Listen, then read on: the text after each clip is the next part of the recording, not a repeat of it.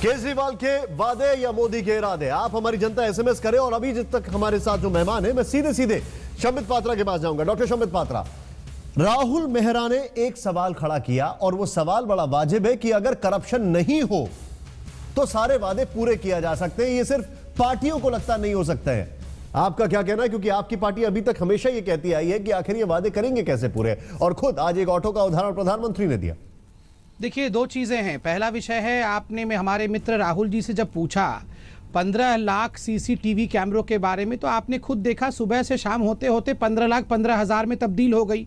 तो कहीं ना कहीं ये हमें क्या लग रहा है, ये तो खुद उन्हें भी लग रहा है कि 15 लाख बोल के हमने गुनाह कर दिया है, ये संभव नहीं है।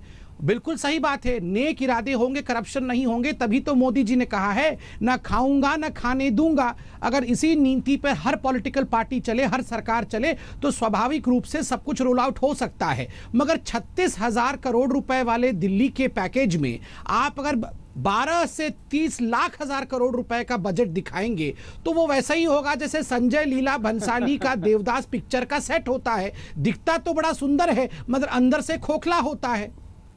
सर, लेकिन फिल्म फेयर भी उसको काफी मिल गए थे। राहुल, आपका रिएक्शन? देखिए, दो चीजें हैं। सम्मित पात्रा जी को तो आदत है बात का मखौल बनाने की, तो मैं उनकी बातों पर तो जाऊंगा नहीं। मैं आपको सिर्फ उदाहरण देता हूं। 49 दिन की बात आप देख लें। 49 दिन में कथनी और करनी में फर्क था। ये मैनिफेस्टो, जो पिछला मैनिफेस्टो था, उसमें हमने कहा हम बिजली का रेट आधा करेंगे, किया कि नहीं किया। पिछला मैनिफेस्टो था, हमने कहा वाटर लाइन, जो वाटर लाइफ मिनिमम वाटर है, स्वच्छ पानी वो देंगे, दिया कि नहीं दिया। पिछली बारी हमने कहा विमेन सिक्योरिटी और करप्शन जो है वो हमारा अहम मुद्दा होगा। हमने करप्शन जो है बिल्कुल मैं तो कहूंगा हटा दिया। कई लोग कह सकते हैं मुझे एक बात बताइए। मात्र रह गई। राहुल, मुझे एक बात बताइए। मैं आपको काउंटर नहीं कर रहा हूं। राहुल, मैं आपको काउंटर नहीं कर रहा हूं। मैं सिर्फ एक सवाल पूछ रहा हूं। अगर मैं सोमनाथ भारती की बात करता हूं तो आप बोलते हैं कि मैं अतीत की बात करता हूं। अभी आप क्या वर्तमान की बात कर रहे हैं? मैं आपको कथनी और करनी की बात कर रहा हूं। नहीं, कथनी और करनी की अगर बात की जाए तो आपने कहा था हम कांग्रेस से सपोर्ट नहीं लेंगे, आपने लिया। आपने कहा था हम सरकार चलाएंगे, आपने नहीं चलाई। अब देखिए, आप फिर अगर आप अब मैं बोलूं तो अतीत, आप बोलो तो वर्तमान। अगर आप चाहें, मैं आपके शो पर पूरा 1 घंटा बहस कर सकता हूं इस बात पे कि पीछे क्या हुआ। लेकिन अगर आप पीछे ही रहेंगे, हम तो जनता में जाकर, हम दिल्ली वाले हैं, हम दिल्ली की डॉक्टर पात्रा, एक क्विक रिएक्शन आपका, फिर मैं आलोक जी के पास जाऊंगा। डॉक्टर पात्रा, एक क्विक रिएक्शन। सोच के बारे में मैं सुन लीजिए। नहीं, आगे की सोच के बारे में अगर आप सुन ले, वो आगे पीछे पता चल गया है। अब हमारी बात राहुल, एक रिएक्शन ले लो। पॉइंट राहुल, बताइए। ये 49 दिन की बातें तो राहुल मेहरा जी और तमाम आम आदमी पार्टी के लोग ऐसे करते हैं। न अग्नि न जलम न तोयम न वरुणम। ऐसा लगता है जैसे 49 दिन से पहले न अग्नि थी न वरुण था, न जल था, न वृष्टि होती थी। सब कुछ प्रकट इस 49 दिन में ही हुआ है। कौन सा बिजली का बिल आपने आधा कर लिया? आप तो आज बोल रहे हैं कि 20,000 लीटर पानी आप प्रति घर देंगे। उस समय तो 666 लीटर प्रति घर का वादा कर रहे थे। 666 लीटर तो चुल्लू भर पानी होती है। आप चुल्लू भर पानी देने का वादा कर रहे थे। आज आपको रियलाइजेशन हुआ है कि 20,000 लीटर पानी दे देंगे। आप खुद बताइए, आपने 49 दिन में किया क्या? कुछ भी नहीं किया, सिवाय इसके ये सोचना कि बनारस कौन सी ट्रेन पकड़ के जानी है। ये दिल्ली की जनता जानती है, हमें बरगलाने की कोशिश मत कीजिए। एक रिएक्शन लूंगा। राहुल, मैंने आपसे रिएक्शन ले लिया था। मीम अफजल जी, आप बड़ी देर से इस डिस्कशन में नहीं है। मैं आपसे एक रिएक्शन लेना चाहूंगा। राहुल, मैं आ रहा हूं आपके पास, अभी आ रहा हूं, 1 मिनट दीजिए मुझे। मीम अफजल जी, एक चीज तो आपकी पार्टी ने भी सीखी कि भैया वादे करना जरूर, क्योंकि मौका मिले ना मिले वादे जरूर करो। क्योंकि आप काफी पहले तक बोलते आए कि बिजली का ये सब पॉसिबल नहीं है, लेकिन फिर आपकी पार्टी ने भी अपने मैनिफेस्टो में बिजली पर रियायतें इंक्लूड की। क्या कहेंगे आप इस पर?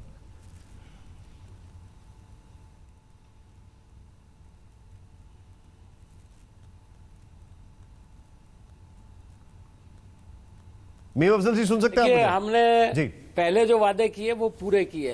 पहले पांच साल वादे जो किए थे वो पूरे किए, तो अगली बार चुन करके आए। उससे आगे वादे किए वो भी चुन करके आए। उसके बाद जो तीसरा मौका आया, उसके अंदर आखिरी 2 सालों के अंदर हमारे खिलाफ एंटी इनकम्बेंसी और प्रोपेगेंडा और झूठा प्रोपेगेंडा जो हुआ, उसका हम शिकार हुए। हम इसका लेकिन आज दिल्ली की जनता ये महसूस कर रही है कि उनके साथ ठगा गया है, उनको ठगा गया है। पहले भारतीय जनता पार्टी को भी उन्होंने कम वोट दिया, जबकि पूरे देश में जीत रही थी। आप पार्टी पर भरोसा किया था, लेकिन उनको पूरा मैंडेट नहीं दिया। हमने भारतीय आप पार्टी को मौका दिया कि भाई आपने जो बहुत जबरदस्त किस्म की बातें की हैं तो हो सकता है कि हमसे कोई चूक हुई हो, हमारी समझ में ना आता हो, तो इनको मौका मिलना चाहिए। हो सकता है ये वो कर दें जो हमें नामुमकिन नजर आता है, लेकिन वो कर नहीं पाए और 49 दिन के अंदर उन्होंने बोरिया बिस्तर उठाया और वो निकल लिए प्रधानमंत्री बनने के लिए। लेकिन मेरा ये कहना है कि देखिए, आज प्रधानमंत्री जी ने तकरीर की और उन्होंने कहा कि पूरे देश को वो पक्का मकान देना चाहते हैं, हर गरीब आदमी को। बड़ी खुशी की बात है। और उन्होंने कहा इसकी शुरुआत मैं दिल्ली से करूंगा। अरे भाई, 9 महीने से आपकी सरकार चल रही है, जहां जहां आपको वोट मिला था वहां तो शुरुआत पहले कर देते। आज अचानक दिल्ली के अंदर आपको ये ख्याल क्यों आया? ये ख्याल मैं बताता हूं क्यों आया। इसलिए आया कि हमने अभी एक लॉ, बाकायदा बिल बना करके आपको तमाम मीडिया को दिखाया कि हमने इसको तैयार किया है। और हम ये चाहते हैं कि हर जो लोग गरीब झुग्गी झोपड़ी में रहते हैं उनके लिए हम एक पक्की छत का वादा करते हैं और उसको पूरा करेंगे। आपने जो बात बोली है, मैं थोड़ा रोकूंगा आपकी बात को, मैं आगे बढ़ा रहा हूं, मैं आपकी बात को आगे बढ़ा रहा हूं। डॉक्टर पात्रा, इसी में एक चीज ऐड कर रहा हूं। तुगलकाबाद की रैली में बाकायदा अरविंद केजरीवाल ने कहा कि प्रधानमंत्री झुग्गी नहीं तोड़ेंगे, झुग्गी की जगह पक्का मकान का वादा करते हैं, लेकिन ओखला, वजीराबाद, वसंत कुंज, वाजिरपुर में बाकायदा झुग्गियां तोड़ी गई। जवाब आपका? 2 हिस्सों में जवाब दे देता हूं। पहले कांग्रेस ने जो अपने मैनिफेस्टो के बारे में कहा है और आपने जो पूछा उसका जवाब। कांग्रेस का मैनिफेस्टो नहीं है निशांत भाई, अगर सच पूछे तो वो कांग्रेस का प्रायश्चित पत्र है। कि विजन का मतलब ये है कि मैं बीच में बोल रहा था। जी बोले। मीन साहब, मैं बीच में बोल रहा था आपके, हम लोग थोड़े सिविल रहे और बिहेवियर के साथ काम करें। आज आप पार्टी ने मीन साहब, हम बीच में बोल रहे जी, उनको बोलने दीजिए, मैं आपके पास आ रहा हूं सर, मैं आपके पास आ रहा हूं, बताइए। मीम अफजल साहब, आप हमसे बड़े हैं, हम कभी आपको इंटरफेयर नहीं करते हैं, आप भी कृपया करके। डॉक्टर पात्रा आप बोले डॉक्टर पात्रा। कांग्रेस पार्टी का मैनिफेस्टो नहीं है, ये कांग्रेस पार्टी का प्रायश्चित पत्र है, एक टीजर है, इट इज अ टीजर। देखो, हमने 15 साल तक कुछ नहीं किया जो हम कर सकते थे। आप तो बिजली के दाम आधे कर सकते थे, तो आपने अब क्यों ऐलान किया? कर देते आधे। आप गरीबों के ऊपर छत दे सकते थे, तो अब क्यों नहीं दी? अभी तक दिया क्यों नहीं? अब देंगे। राहुल, मैं आ रहा हूं। It is a teaser. ये प्रायश्चित पत्र है, ये घोषणा पत्र नहीं है। उसमें इतना खुश होने की आवश्यकता नहीं है मीन साहब। और जहां तक नरेंद्र मोदी जी ने जो 2022 तक कहा है, नहीं, मेरा सवाल कुछ और था। डॉक्टर पात्रा, मेरा सवाल कुछ और था। जहां तक अरविंद केजरीवाल ने आरोप लगाए उसका जवाब क्या है? अरविंद ने कहा इस बार वजीराबाद, वसंत कुंज, ओखला में झुग्गियां तोड़ी गई। डॉक्टर शमित पात्रा, जवाब दे उसका। देखिए, इसके लिए कानून में जो संशोधन करना था, हम वो तमाम संशोधन कर रहे हैं। ऑर्डिनेंस के माध्यम से, एग्जीक्यूटिव ऑर्डर के माध्यम से अर्बन मिनिस्ट्री ने वो संशोधन किए हैं और उसका नाम है एज इज वेयर इज। जो जहां है, जैसे 77 में और 62 में हमने लगभग 1200 कॉलोनियों को रेगुलराइज किया था दिल्ली में, as is where is basis पे। अब मैं आप सबको रोकना चाहूंगा अनूप जी, उसी के आधार पर मैं आप सबको रोकना चाहूंगा यहां पर। एक ओपिनियन में आप सबको रोकना चाहूंगा। हमारे साथ सीनियर जर्नलिस्ट है, उनसे मैं एक रिएक्शन लेना चाहूंगा। सर, बड़ी देर से मैं आपके जवाब का इंतजार कर रहा हूं। दम किस में दिखता है, वादों में या इरादों में? देखिए, वादे तो कभी निभाए नहीं जाते, ये सबके अनुभव पुराने रहे हैं। और मैं इसलिए कहूंगा कि वैसे मीम अफजल साहब मानेंगे कि जिनको झुग्गी वालों को हटा करके ज़मीन के पर्चे दिए गए थे पिछली सरकारों में, वो आज तक उनको ज़मीन तक नहीं मिली। झोंपड़ी तो छोड़ दीजिए, झोंपड़ी हटाई गई। हम जिस इलाके में रहते हैं, और मनीष सिसोदिया जी जिस पार्टी के हैं या बीजेपी ने भी उस पर उतना ध्यान नहीं दिया। अब उनको मकान बना करके देना तो एक लंबी सप्ताह है। लेकिन मैं दूसरी बात कहूँगा, जैसे 15 लाख CCTV कहा गया, जितने वायदे केजरीवाल जी की पार्टी ने किए हैं वो एक तरह से बिल्कुल धोखा और छलावा है, क्योंकि वो प्रैक्टिकल नहीं है। वो कह रहा है जनता से हमने पूछा, जनता तो मैं भी चाहता हूँ, मुझे अच्छा मकान दे दीजिए, मुझे अच्छा बंगला दे दीजिए, मेरे लिए गाड़ी खड़ी कर दीजिए। क्या उसको मान करके आप वायदे कर सकते हैं? तो उन्होंने ये कह दिया हमने जनता से सर्वे किया, कितने 15 लाख CCTV, मतलब हर एक की प्राइवेसी खत्म कर दे। आप हर घर के बाहर यदि अपनी पत्नी को आइसक्रीम खिला रहा है तो उसके पीछे भी लगा रहेगा कि CCTV देख रहा है। ये इस तरह से आपके सोमनाथ भारती, जिसको जेल में होना चाहिए था, उसको टिकट दे दिया। इससे बड़ा अपराध, हमारे पास तो अफ्रीका से फोन आते हैं, आपके यहाँ के मंत्री ही बलात्कार करते हैं, उनको पुलिस से उनके तंग करवाते हैं, पुलिस को बुला करके हरास करते हैं। तो ऐसे दिल्ली में आके क्या करेंगे? तो दुनिया में जिसकी बेइज्जती की गई उसको इतना दंड भी नहीं दिया कि टिकट काट दे।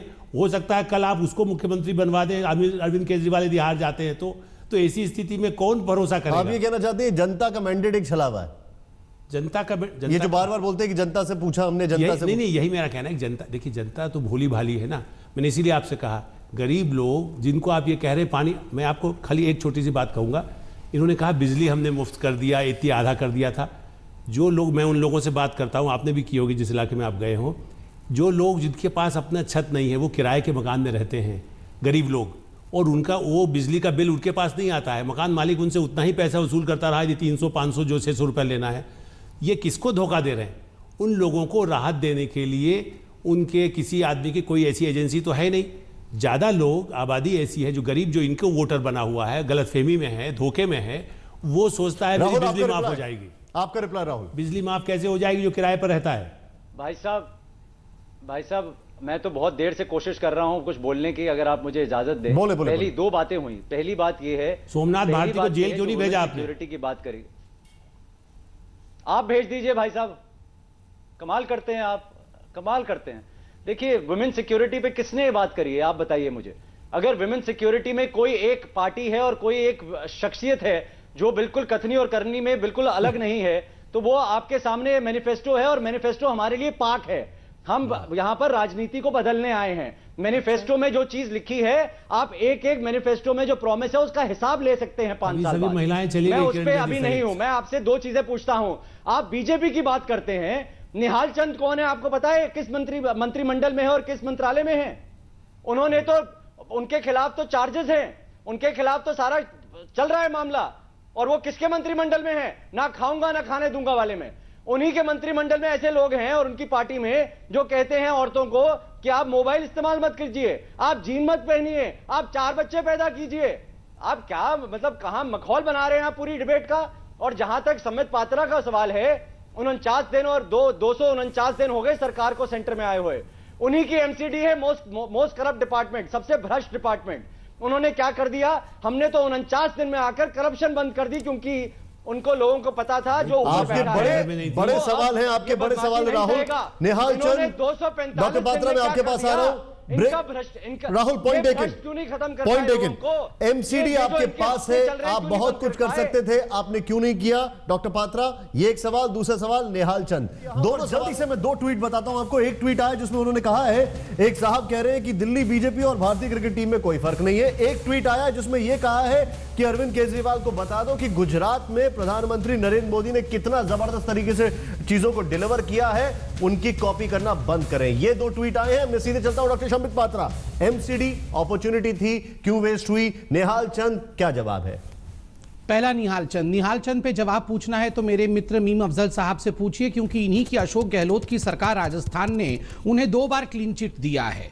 तो अगर ये सरकार, पूछना है मुझसे सवाल, तो मीम अफजल साहब इसका जवाब दे पाएंगे कि क्यों क्लीन चिट आखिर कांग्रेस की सरकार ने दी। दूसरा, जहां तक एमसीडी का सवाल है, देखिए एमसीडी में बहुत सारे सुधारों की आवश्यकता है, इसमें कोई दो मत नहीं है। ऐसा कह के कि एमसीडी बिल्कुल दूध की धुली है, मैं झूठ नहीं कहूंगा, मगर ये सुधार भी हम ही लाएंगे इसी नीति के आधार पे कि ना खाऊंगा ना खाने दूंगा। वहां अगर भी कोई गुंजाइश करप्शन का कुछ भी हो रहा है तो इसको जरूर समाप्त करेंगे। लेकिन संबित जी, मैं खाली इतनी बात कहूंगा जो मैंने प्रधानमंत्री तक से भी कही थी कि सफाई के लिए नगर निगम, जो सबसे बड़ा अभियान पिछले 9 महीने में 8 महीने में हुआ है, जो प्रधानमंत्री ने कहा, लेकिन दिल्ली नगर निगम ने आज तक उस तरह से जो उनके कारपोरेटर को काम करना चाहिए था नहीं किया। मोदी जी का जवाब था कि पब्लिक प्रेशर डाले। आप पब्लिक प्रेशर डाले का मतलब आप पार्टी का आदमी आज एक जूता लगा दे, वो तरीका नहीं है ना। आपका रिएक्शन? क्यों नहीं कारपोरेटर काम करते हैं दिल्ली नगर निगम के, और आप पार्टी के भी। मैंने मनीष सिसोदिया से भी कहा कि आपने सफाई मयूर विहार में क्यों नहीं कराई जहां मैं रहता हूं। उनके पास भी कोई जवाब नहीं है। एमएलए ने काम किया 9 महीने में, 49 दिन में करके दिखा दिया। जो नहीं दिखाया, मनीष सिसोदिया से पूछिए। ये 49 दिन को रखिए ना, ये लोग 249 दिन में नहीं करके दिखाए। 9 महीने में जो बने रहे कैंडिडेट हैं, जो इन्होंने डिक्लेयर करे हैं, उन्होंने मौन व्रत धारण कर लिया क्योंकि उनको गैग कर दिया गया है। ये डमी कैंडिडेट चाहते हैं चीफ मिनिस्टर। ये दिल्ली क्या एक डमी कैंडिडेट से चलेगी, चीफ मिनिस्ट्रियल कैंडिडेट से, या जो वॉसिफोरस और जो बिल्कुल एक शेर की तरह विजन है, उसका एक कौन शेर है, कारण है, उसकी तरह चलेगी? कौन शेर पर चलेगी? क्या बिजली पानी सुरक्षा, क्या बिजली पानी महिला सुरक्षा स्वास्थ्य? ये देखते हैं हमारी जनता का क्या जवाब है। हजारों की तादाद में मैसेजेस आए हैं और यहां पर 54% लोग कह रहे हैं जो हमारा सवाल है ना, यानी 70 वादों से केजरीवाल को मिलेगी दिल्ली की सत्ता, नहीं 54%, और 46% हां। हमारे जितने भी मेहमान हैं, आप सभी का बहुत बहुत शुक्रिया, आपने जो वक्त निकाला। हमारी जनता का बहुत बहुत शुक्रिया, आपने इतना जमकर एसएमएस किया है। अब दम किस में है, वादों में या इरादों में, ये तो 7 तारीख को पता लगेगा। हां, नियत में सफाई जरूर होनी चाहिए, ये उम्मीद जरूर करते हैं।